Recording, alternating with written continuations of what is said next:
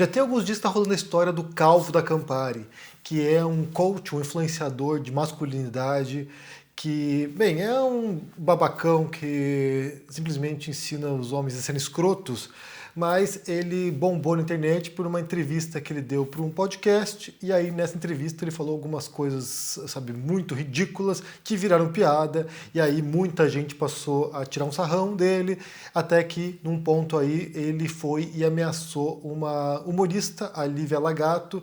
Ele mandou uma mensagem para ela em inbox, dizendo o seguinte: vamos resolver isso aí, vai ser ou no processo ou na bala. E aí isso aí escalou ao ponto que a própria Campari, né, a própria empresa de bebidas que esse influenciador aí gosta de beber, teve que entrar na jogada e se distanciar e se afastar e dizer o seguinte: olha, não tem nada a ver com isso, não tem nada a ver com essa história. Eu quero mencionar essa história aqui porque ela traz muitas coisas, na verdade, muitas camadas aqui que vão muito além dessa treta, dessa ameaça feita por ele contra uma humorista, contra uma mulher humorista. Mas, antes disso, já curte esse vídeo, deixa aqui embaixo no comentário uma boa tarde, se inscreva no canal, ativando o sininho, isso é muito importante para ajudar no engajamento aqui do canal, e também, quem puder e quiser, se torne um membro do canal, isso dá uma força tremenda aqui, e eu já agradeço a você pela força. Então, vamos para a história, né? Qual é o rolo aqui? O rolo, como eu falei, tem a ver com esse influenciador, com esse coach de masculinidade chamado Thiago Schutz, e que basicamente ensina os homens a serem os escrotos, a serem os babacas que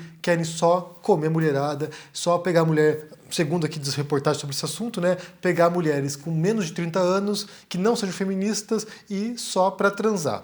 E aí, é claro que depois que isso vem à tona, né, essa conversa dele vem à tona, viraliza e vira piada e vira alvo de chacota, ele ficou nervosinho, passou a ameaçar algumas pessoas, não apenas a Lívia Lagato, mas outras pessoas também foram ameaçadas.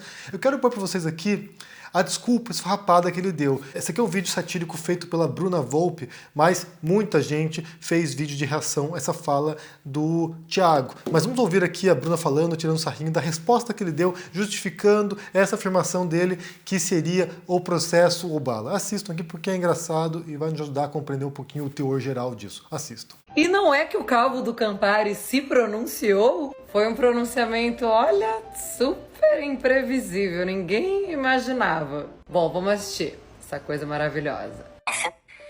Vamos falar um pouco sobre a forma que o Thiago se comunica, que eu acho que sempre foi um pouco mal interpretado. Engraçado como em pronunciamentos, não só os machistas, mas também racistas, homofóbicos, transfóbicos, capacitistas, eles sempre são mal interpretados, né? Pobrezinhos. Quando eu uso a palavra bala, não é bala no sentido literal, pra deixar isso bem claro pra todo mundo. Tá, não é no sentido literal, então é no sentido metafórico. E bala, no caso, seria uma metáfora pra quê, assim? Porque realmente... Tá?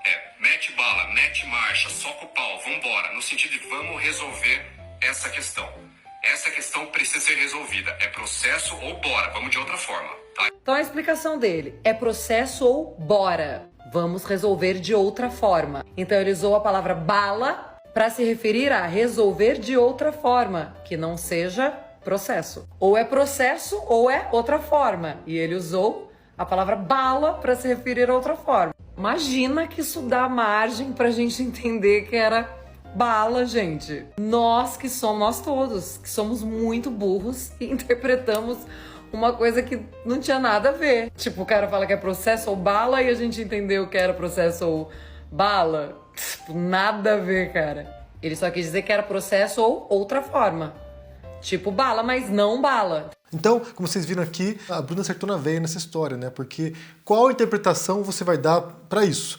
Processo ou bala? O que isso quer dizer? Ele vem se justificar dizendo que ele não é uma pessoa violenta, que ele nem tem porte de arma, que ele não é alguém que resolve com base na força, mas é muito difícil você encontrar outras interpretações para uma fala como essa, processo ou bala, que não seja violência, que não seja agressão física ou, sei lá, com arma mesmo, né, contra essa humorista. Mas, voltando aqui, né, lendo algumas outras coisas além disso, a gente tem que entender, primeiro, o papel de um coach como esse, né, como é que uma figura dessa tem visibilidade, centenas de milhares de seguidores no Instagram, como é que uma pessoa dessa chega a esse patamar, o que isso representa no mundo de relações hoje, né? Como é que isso, sabe, opera. Mas antes disso eu quero ler para você a nota emitida pela Campari, que, como eu falei, se distanciou desse rolo porque é claro que não quer ter sua imagem associada com um babaca. Vou ler para vocês aqui. Nota de esclarecimento do grupo Campari. Aqui fala de uma marca internacional, né? Uma marca internacional de bebida falando o seguinte: O Grupo Campari, em razão dos últimos acontecimentos envolvendo o nome da companhia,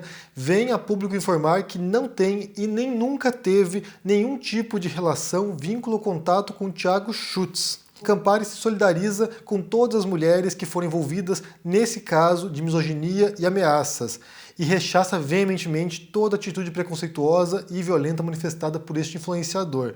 Isso é uma coisa bem curiosa, né? Porque assim, nem se trata de uma marca emitindo um parecer, emitindo uma nota sobre alguém que eles patrocinam. Não é alguém. O Thiago Schultz, ele não é um embaixador da marca, ele não é alguém que é pago pela marca para fazer propaganda da marca.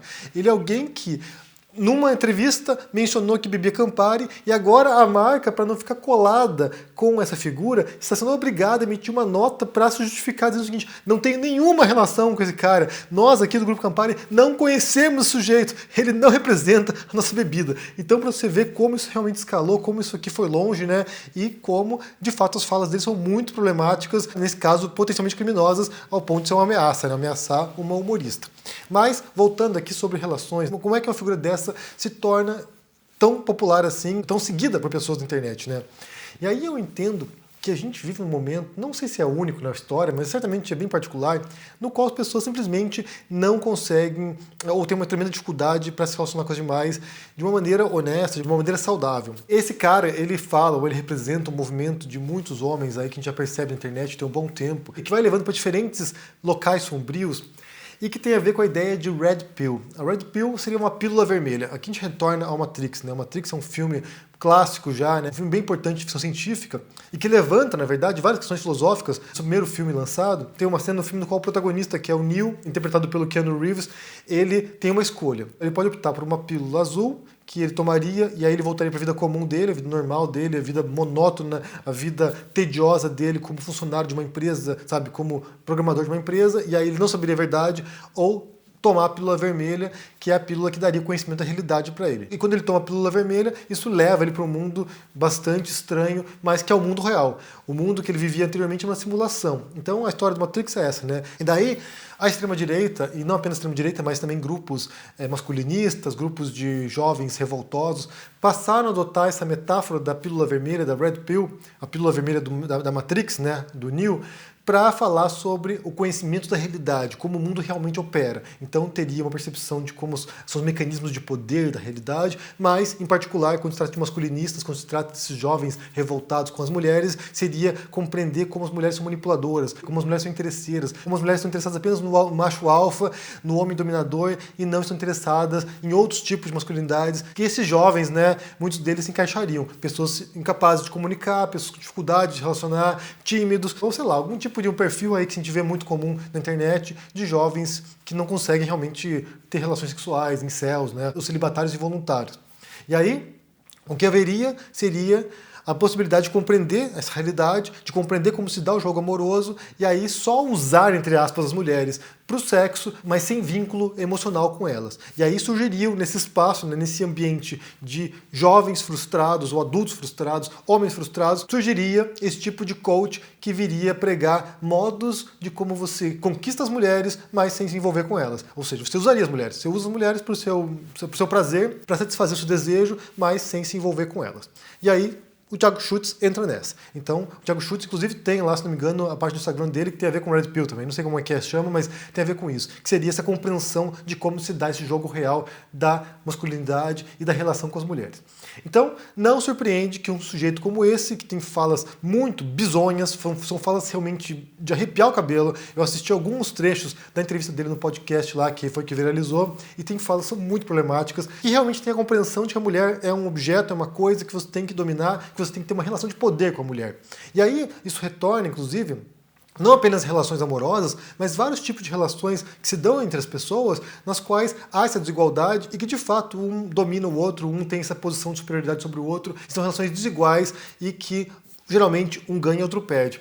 Tem um livro bem interessante, se eu encontrar o título aqui eu ponho para vocês, o livro dos anos 70 de psicologia, que fala sobre isso, né? Jogos emocionais, jogos mentais que se dão entre as pessoas, como realmente é um jogo de dominação entre as pessoas, né? E como isso pode ser evitado, porque isso não é a regra, ou não deveria ser a regra. O fato é, a gente sabe disso, que as pessoas são complicadas para se relacionarem mesmo, né? Quando eu me separei, eu tive que voltar, né, para esse mundo das relações, para esse mundo sabe, de conhecer pessoas. Eu tinha um tremendo receio, porque eu era um jovem tímido, né? Eu, adolescente lá, eu seria o típico, né, rapaz na internet aí que tem dificuldades de encontrar uma namorada porque havia expectativas, né, dificuldade de comunicação. E quando eu voltei para a pista, né, após a separação, eu tive que redescobrir como funcionava esse jogo e a primeira coisa, né, a primeira coisa que me chamava a atenção era encontrar pessoas ou buscar pessoas com as quais eu pudesse ter uma comunicação franca, honesta, direta, sem fazer rodeio, sem fazer esses jogos emocionais, porque isso é muito desgastante, isso consome uma energia tremenda das pessoas. Quando você vê esse tipo de entrevista desse Thiago aí falando sobre como seduzir as mulheres, como tornar um cara mais atraente para as mulheres, é basicamente uma série de, sabe, recursos, muitos deles que não funcionam na vida real, certamente não funcionam. Os caras foram babacas assim, dificilmente vai encontrar alguém que goste dele realmente, mas uma série de táticas para você tentar, sabe, se tornar mais atraente, e no final das contas não passa de um conjunto de jogos emocionais que as pessoas praticam o tempo todo entre elas, criam uma interminável rede de relações que não dão certo, que são pouco saudáveis e que nos desgastam, e desgastam as pessoas, e vai criando, sabe, relações frustradas nas quais ninguém ganha no final. Então, como eu falei, me surpreende que jovens ou adultos, homens na sua maioria, certamente, buscam esse tipo de dicas, esse tipo de conselhos dessas figuras escrotas que não compreendem como ter relações saudáveis com as pessoas. E isso é um sintoma dos nossos tempos, eu acho. Isso mostra muito sobre como é a nossa era de relações frágeis, relações transitórias, nas quais as pessoas não dão valor aos demais, nas quais elas não estão preocupadas em ter conexões genuínas com os demais. Então é bem triste, isso é bem triste. Ver essa repercussão desse cara, as consequências disso, e também como isso escalou, né, e o ponto como ele agiu, né, com a Lívia Lagato, por exemplo, ameaçando a pessoa, demonstra como uma pessoa com problemas graves, emocionais, aí, que não é capaz de relacionar de maneira saudável com ninguém. Bem, eu quero saber o que vocês pensam sobre essa história, se vocês acompanharam essa história toda aí, vocês estão vendo o desenrolar disso, o negócio foi escalando até um ponto que ele tem que vir pedir desculpas. É um remendo pior do que o soneto, como dizem. Foi bem feio o negócio. Mas o que vocês pensam sobre tudo isso aí? Como é que vocês entendem isso, né? Esse jogo das relações, dinâmica de poder entre as pessoas, inclusive, né? Como eu falei, isso a gente sabe o que acontece, a gente observa isso, mas como tentar estabelecer relações genuínas e francas e saudáveis com as pessoas. Diga no comentário aqui embaixo, deixa o joinha, se inscreva nesse canal, se torne um membro ou um apoiador para dar uma força. E quem quiser participar, link na descrição aqui do Clube do Livro Filosófico. Todos os meses se encontra 2 vezes por mês para debater obras de pensadores ou de escritores de ficção que trabalham seus textos com filosofia. E nesse mês de março, a gente vai trabalhar com o livro do Platão, Apologia de Sócrates, um livro bem importante da filosofia grega. Participe! Link na descrição aqui, como eu falei, e espero você por lá. Um abração e até mais. Tchau!